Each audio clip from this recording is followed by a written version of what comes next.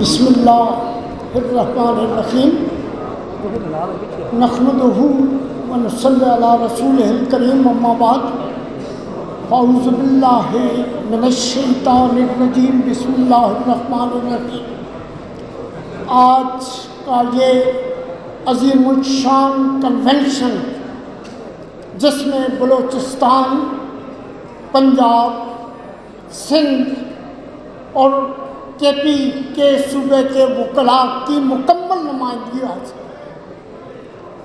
آج کے اس کنونشن سے یہ بات ثابت ہو چکی ہے کہ ایک دفعہ پھر کالے کوٹ پر ایک بہت بڑی ذمہ داری ڈال دی گئی اور تاریخ اس بات کی گواہ ہے کہ جب بھی ملک و قوم پر، جب بھی آئین پر، جب بھی جوڈیشری پر کوئی کڑا وقت آیا ہے تو یہ ذمہ داری انتہائی کامیابی سے سرخرو ہوئی ہے، اور وہ صرف وکلاء کی تحریک سے۔ ایک بات میں واضح کر دوں شروع میں کہ ہم اس آئینی چیتھڑے کو قطعاً تسلیم نہیں کرتے۔ یہ چند ایسے دماغوں کی، جن کی نہ اپنی سوچ ہے، جن کی نہ اپنا فکر ہے، جن کی نہ اپنا مطالعہ ہے، اور ان کو کسی نے بنا بنایا یہ ایک چند کاغذوں کے ٹکڑوں پر مشتمل ایک آئینی پیکج دے دیا ہے۔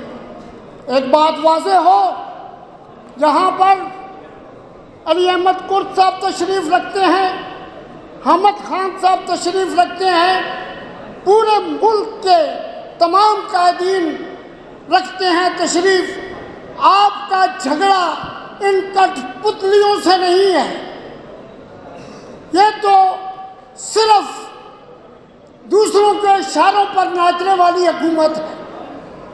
آپ کا اصل جھگڑا اسٹیبلشمنٹ کے ساتھ ہے، یہ بات ذہن میں رکھیں، اور ان کے ساتھ مقابلہ صرف اور صرف وکلاء کر سکتے ہیں۔ ایک بات واضح کر دوں کہ ہم منصور علی شاہ چیف جسٹس صاحب کے علاوہ کسی اور جج کو تسلیم نہیں کرتے ہیں، یہ بات واضح ہو۔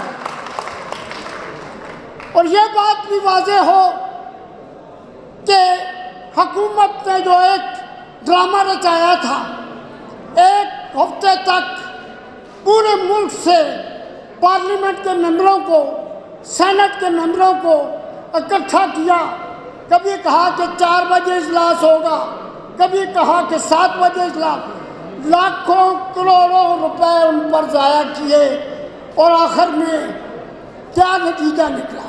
شرمندگی۔ تو یہ بات واضح ہو کہ اس شرمندگی کی وجہ سے موجودہ حکومت جو ہے اپنا آئینی تحفظ کھو بیٹھی۔ میرا مطالبہ یہ ہے کہ وزیر اعظم فوری طور پر مستعفی ہوں۔ میرا مطالبہ یہ ہے کہ اگر وزیر اعظم مستعفی نہیں ہوتے تو صدر ان سے ووٹ آف کانفیڈنس لے اور ان کو جو ہے گھر بھیجے۔ اور آخری بات یہ ہے کہ اگر مجھ جیسا 73-74 سال کا بوڑھا اس تحریک کے لیے اپنے آپ کو آگے کر رہا ہے تو آپ تو نوجوان خون ہیں، آپ تو بہت کچھ کر سکتے ہیں۔ اور اگر اللہ نہ کرے ان کے یہ عزائم، صرف 1 منٹ کی بات کرتا ہوں، صرف 1 منٹ۔ جوڈیشری اور ایگزیکٹو کب سے علیحدہ ہو چکے ہیں؟ اب یہ اختیار دینا صدر کو یا وزیر اعظم کو کہ وہ کوئی آئینی چیف جسٹس مقرر کرے، یہ ایگزیکٹو کی مداخلت ہے، اور اس مداخلت کو ہم برداشت نہیں کریں گے۔ اور آخر میں ہم نے 2007 میں تحریک چلائی تو آج مشرف کہاں ہے؟ اس تحریک کے نتیجے میں اس کی جو ہے شکست ہوئی، اور اس پر ایک شعر ہے کہ وقت کس کی رعونت پہ خاک ڈال گیا، یہ وقت کس کی رعونت پہ خاک ڈال گیا، یہ کون بول رہا تھا خدا کے لہجے میں؟